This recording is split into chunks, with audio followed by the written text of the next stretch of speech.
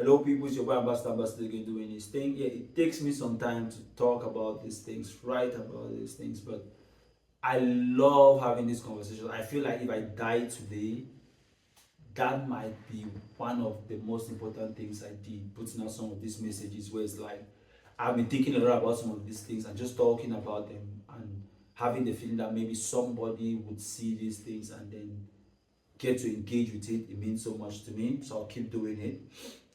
But what I want to talk about today is the original concept of the African market, because we all know all the ills, I'm not saying some, all the ills that happen in Africa had an economic slash market backing to them.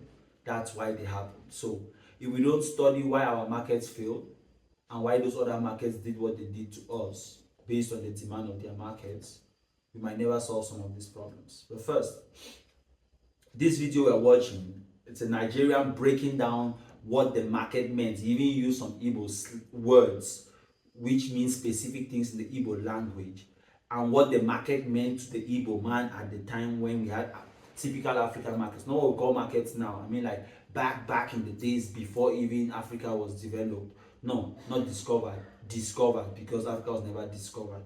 Africa was invaded. That's when they said they discovered it. But when they said they discovered us, we had our well-structured markets. A market in African culture is a place where producers of diverse kinds of products comes to sell and exchange goods. A market in African culture is never a place where people get goods from foreign land and comes to sell to frustrate all the local producers and make everyone money dependent. If you look into the pictorial view of your ancestral market system, you will discover that in a market day, every man begins to come to the market with the products he produced in his own indigenous home.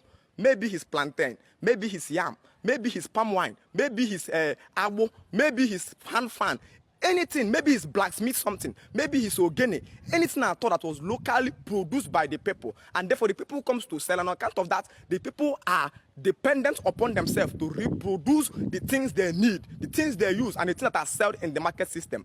Immediately the white men came and introduced a marketplace system where people goes to foreign land, bring foreign products, and come down to the market center to frustrate the indigenous producers. Automatically Africans has been made to shift their gaze from productivity to money, and therefore money now make us money dependent. And the problem is that money don't solve problem.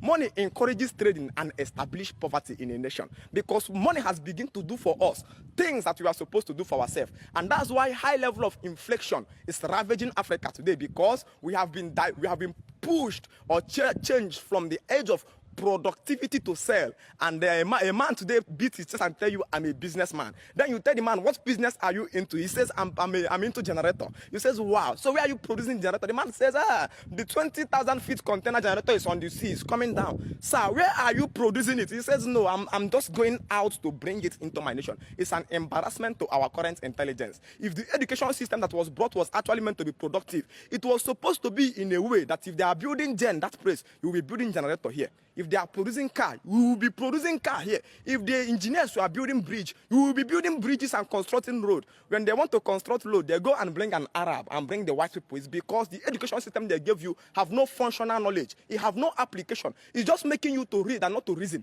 and not to solve any human problem, because anytime education is not solving problem, it makes you totally dependent. So the education was actually a way of trapping the productivity lifespan of the youth, so that the youth or the society can be dependent on money. When the society depends on money, we become useless. That's the reason why anytime dollar is rising and we are panicking. Dollar have no effect on people that are producing what they are using. In the days of your ancestors, when they produce their food, when they produce everything they need in their home, if dollar is rising, it's none of their business, because they are not dependent. But when dollar is rising, you remember your foreign rice is going to come down from there. Your heart skip. When dollar is rising, you remember your phone is going to come down from dollar.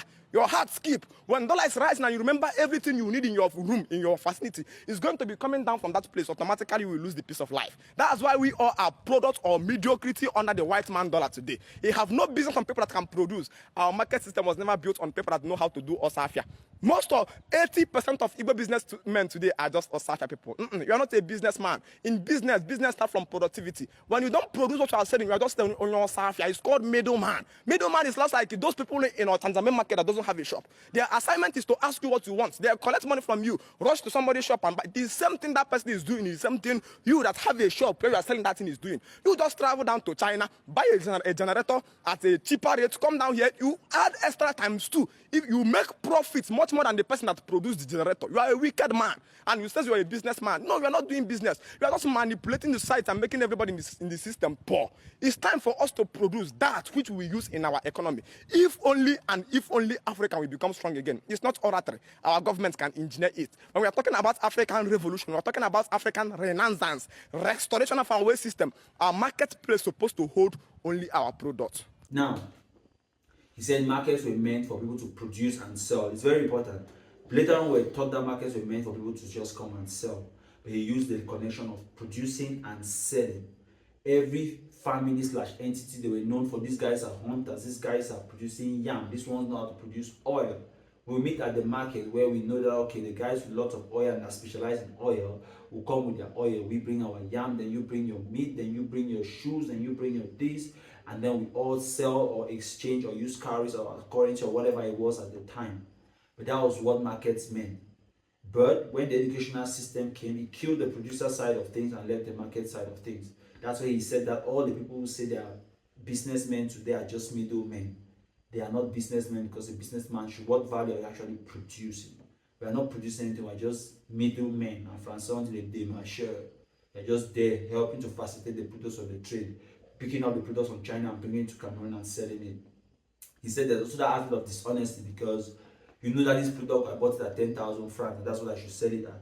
If I produce, I say this is my time I use. But if I just went and bought it from China and I'm bringing it here, add the transport cost, and then you sell it. But no, people buy something for 10,000 francs, sell it for 100,000 francs, based on how they can convince / should I say manipulate you, then they sell it.